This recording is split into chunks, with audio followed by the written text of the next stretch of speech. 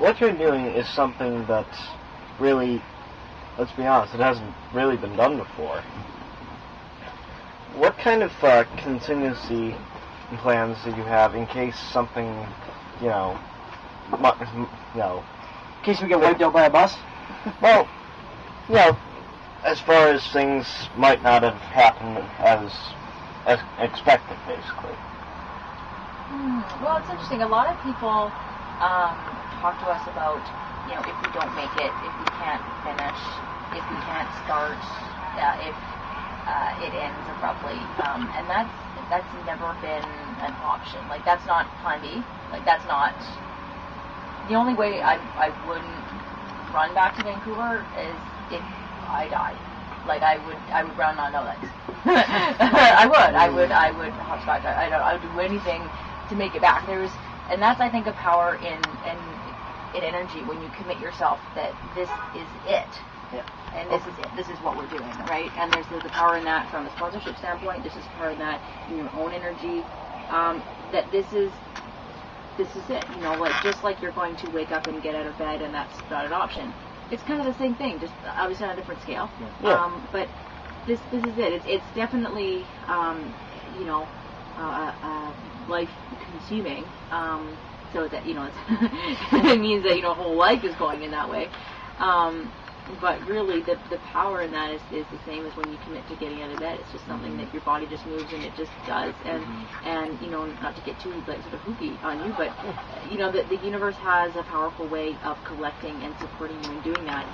When you're not wishy-washy and you're not maybe and you're not it responds exactly the same way as you do. When you say I'm gonna do it, it says all right, let's do it.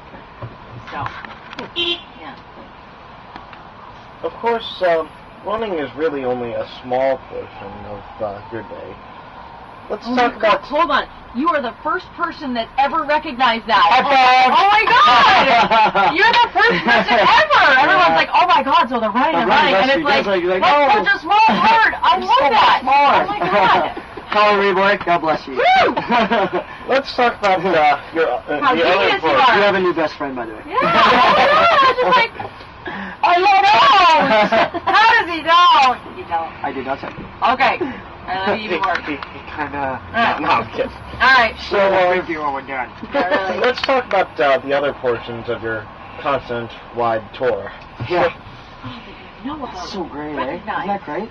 Yeah. Excellent. Yes. So the other part. Yes. Yeah. All those other things. Yeah. Well, it is a really, really great question that most people, question, when they look at the tour, they just see running. But really, when you look at the tour, I mean, it's a business. It's, we have, a huge, marketing strategy. We have a media behind it. We've got events. We've got a huge tour of, like, platform of people. And it's like, so fortunate that all of this has come, together on a donation and a voluntary basis. But it's, when we're not running, and we're running for 5 hours of every day, all the other hours are consumed in everything else. From coordinating the events to talking to the media to talking to great people like you guys that actually, give a about what we're doing and want to connect with us. So. Yeah, I mean, really, every pull that we then come in and have about an hour's worth of a break. Usually, I sometimes like to think, oh yeah, I'll just chill for the hour. I'll just never happens, because there's like emails to return. There's event partners to be talking to. There's other brainstorming to be done. There's blogging to be done. There's and you obviously get a lot of different sponsors, not just by running, but also coordinating with them on a business standpoint, and also writing emails and making phone calls and doing a lot of things that you wouldn't really, because a lot of people have the mindset of running as, obviously run for one planet, but also as you said, it's very much like a business, so you have to do a lot of the things that you would expect like a manager to do or something, because a lot of it is, as you referenced, a lot of it is self-funding. So.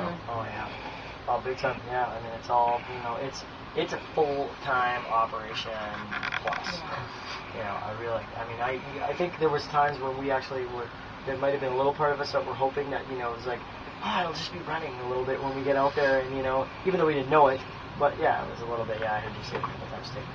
But it was, it's certainly not that way. And it's, I wish Vanessa was here, our tour manager and number one crew member, because she would give you the straight goods. It's changing every day. It's changing within the run day. Schedules change, routing changes. Depends on how we're feeling, weather, everything.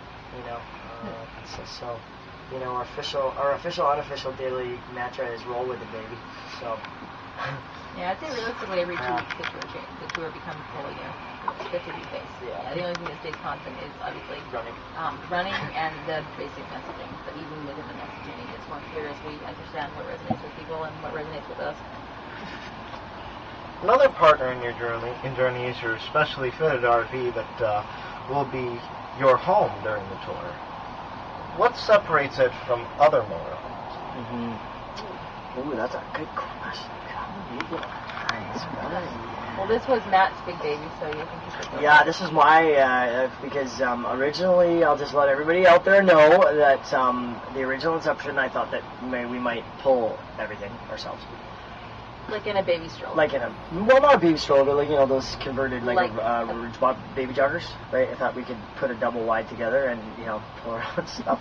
So anyhow, moving on very quickly, Steph basically said your one for one planet will be just that, run one person planet.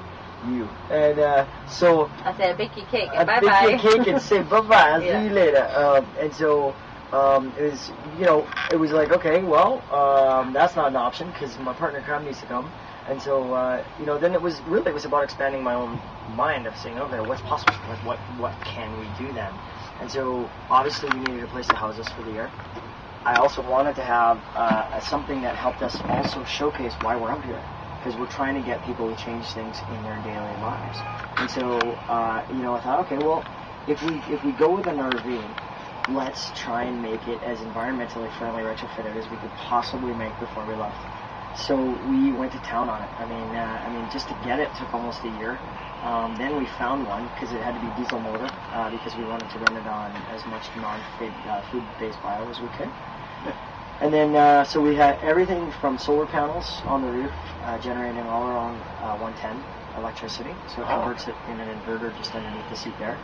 So that powers the lights, powers electricity, computers, almost a dishwasher, but no, a microwave, this and that. And then from front to back, we repainted everything. We sanded because it was this wonderful, beautiful, textured, lovely material back there.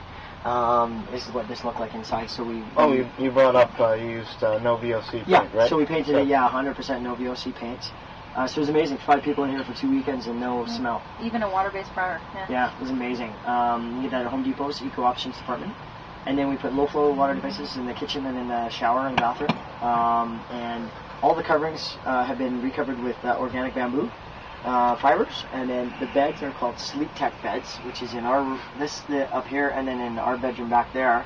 And they're lifetime beds. There's only 2 pieces that ever wear out, and then they're 100% recyclable. All the sheets are organic cotton.